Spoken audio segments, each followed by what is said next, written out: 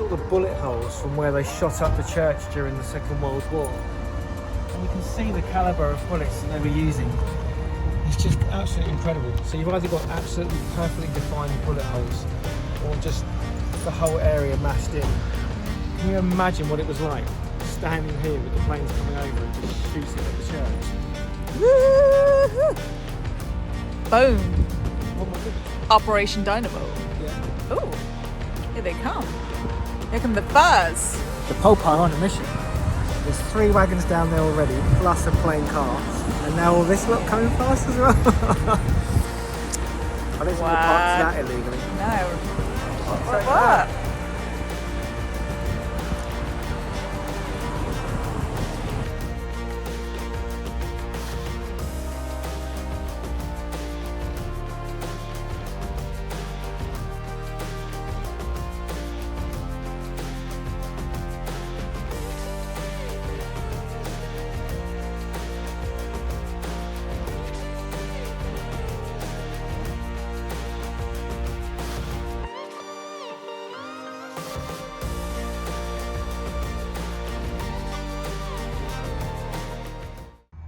Okay, it's 6:20 and we've stopped for a wee break and we are going to just get the gas on, make a coffee and take the defos for a wee. We are well and truly in France. We are 89 miles. We are 89 miles from Bordeaux. So yeah, it's been all right. It is still windy. We did a long way through the mountains. We literally drove the mountain road through the Pyrenees. Cost us a buttload of time, but the wind at that time was just ridiculous. We've come onto the motorway now.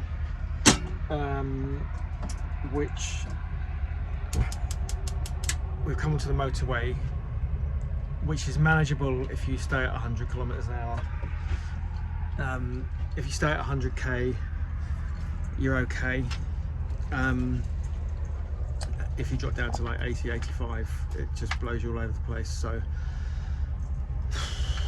touch wood, it's been okay.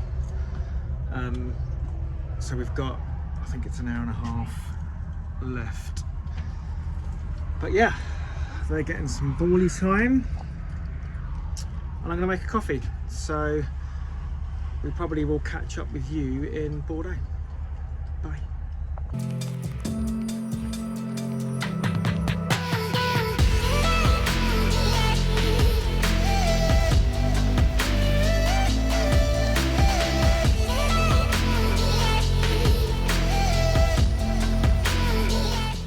Stopped at this air for a break and it's got this really cool monument here, so we're going to just go and have a look. Hang on guys.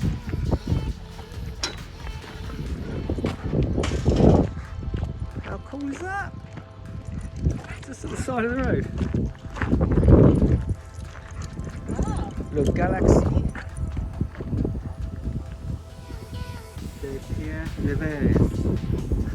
Oh my goodness.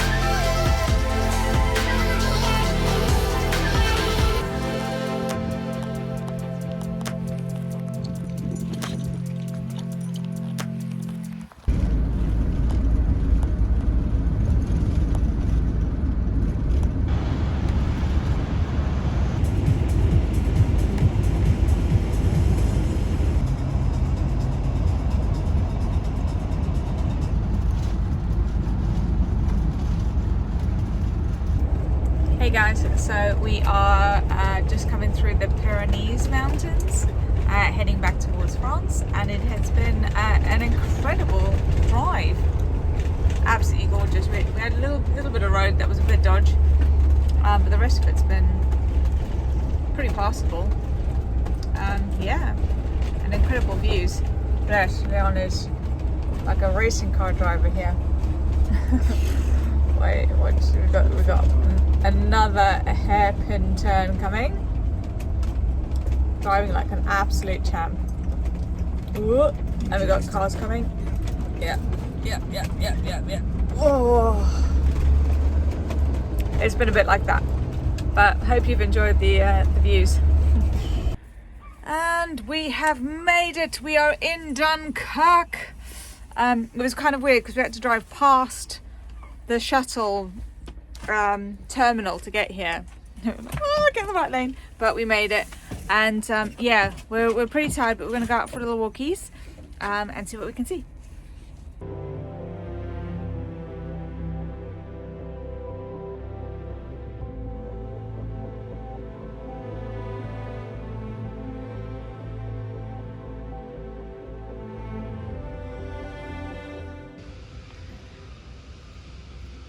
I stood outside of the door of this pharmacy because Dad's inside. So we're going to just stand guard here and wait for Dad to come back out. Good morning. So we just had a really peaceful night in our park up in Dunkirk, and it is the first morning and we've got a big day planned. We are going to be hiking around all of the monuments. We're going to go out onto the mole and see lots and lots of things today. We're not doing a full-blown Dunkirk visit because we are going to be coming back on the next visit, on the next 3 months that we've got. So we are going to just do a quick wander around this time, aren't we? Yeah. And yeah, the weather's not looking great either. It's literally about to chuck down. So I don't know how long we'll be out really, but these dudes need a walk, so we're off out. See you out there. Come and look at this. This is absolutely incredible. This is all the bullet holes from where they shot up the church during the Second World War, and you can see the caliber of bullets that they were using. It's just absolutely incredible. So you've either got absolutely perfectly defined bullet holes or just the whole area mashed in. Can you imagine what it was like standing here with the planes coming over and just shooting at the church? Absolutely incredible.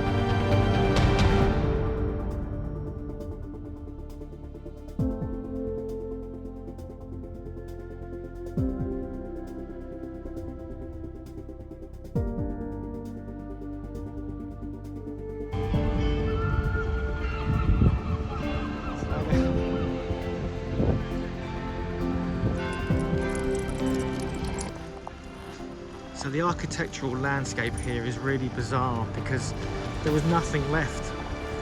There was like a handful of buildings left, but the majority of this city was completely flattened. So it just looks so bizarre, and it's kind of 60s prefab, and just a lot of it just looks like bits of London really. But yeah, just such a mix of buildings all over the place.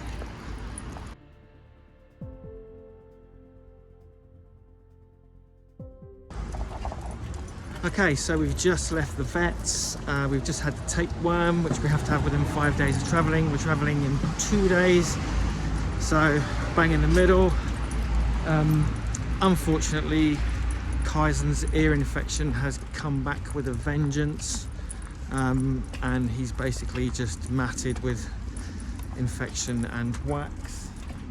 And she's tried to go in there again with the ear tool to have a look, and he's just absolutely lost his stuff.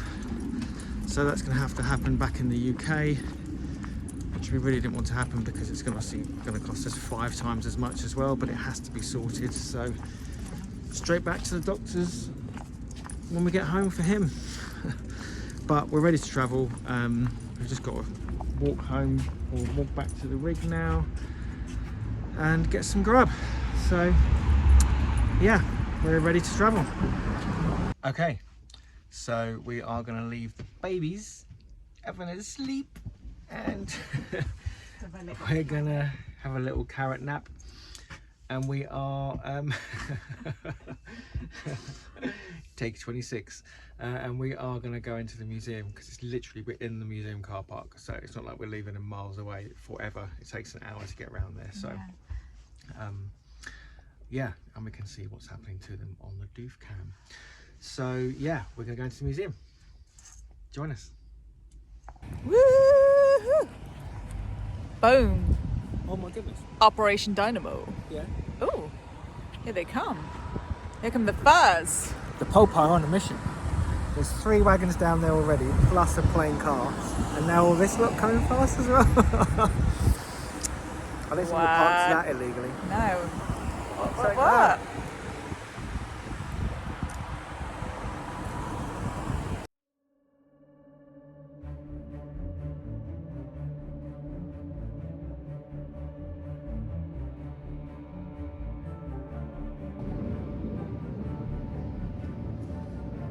In order to shield the withdrawal of his troops toward Dunkirk, General Gort, commander of the British task force, strives to keep up a 10-mile wide corridor between the 2 jaws of the German heights.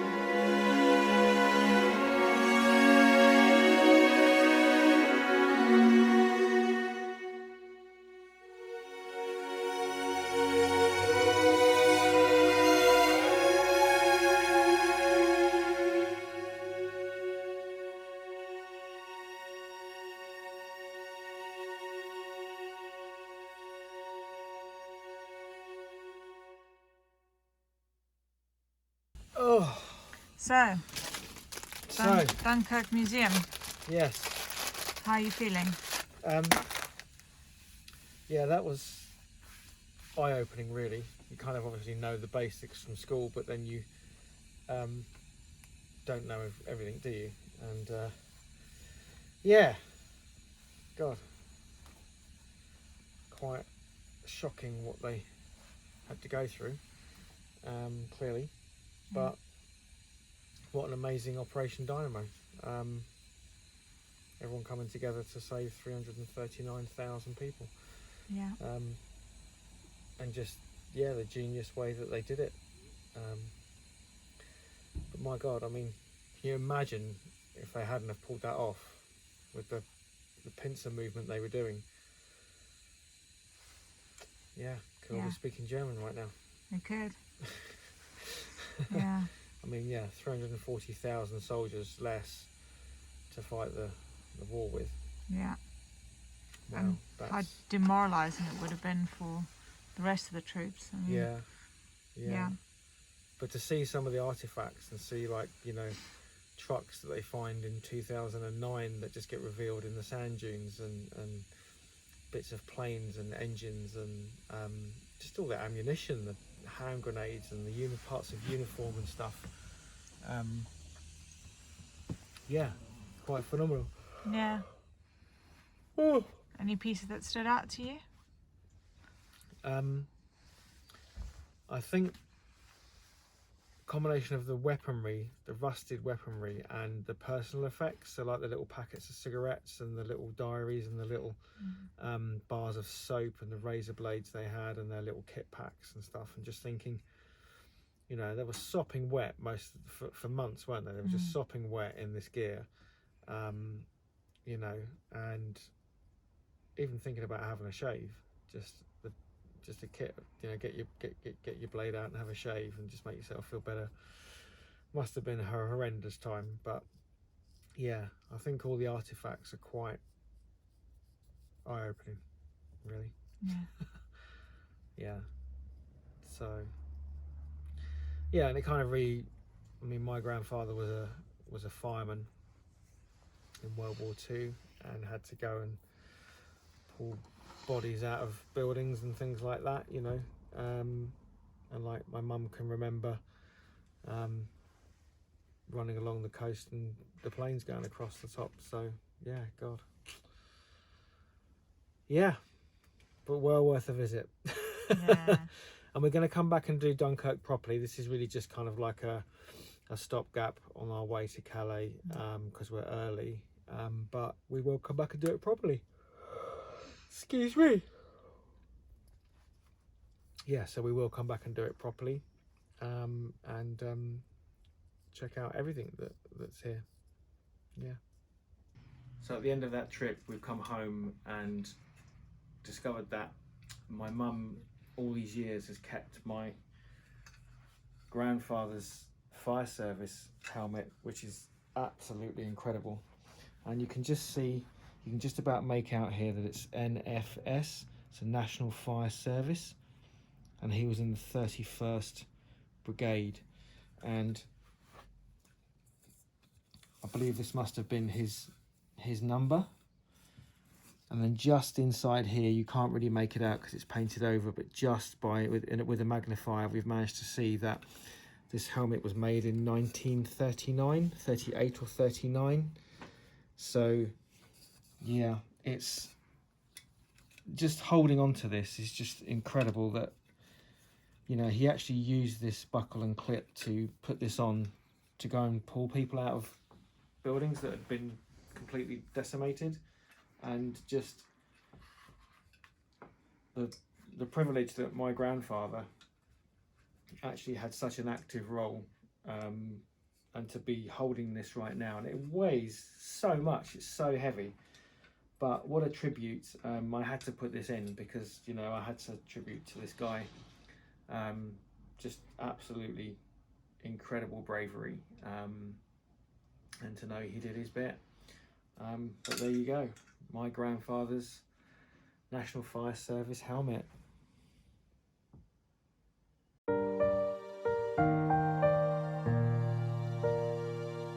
We had boats, big ships that came and sailed either side of this wall and picked up men from this pier here, whilst the tiny ships were going into the beach over there, and they were sailing up, taking the men off the beach and sailing them out to more big ships there.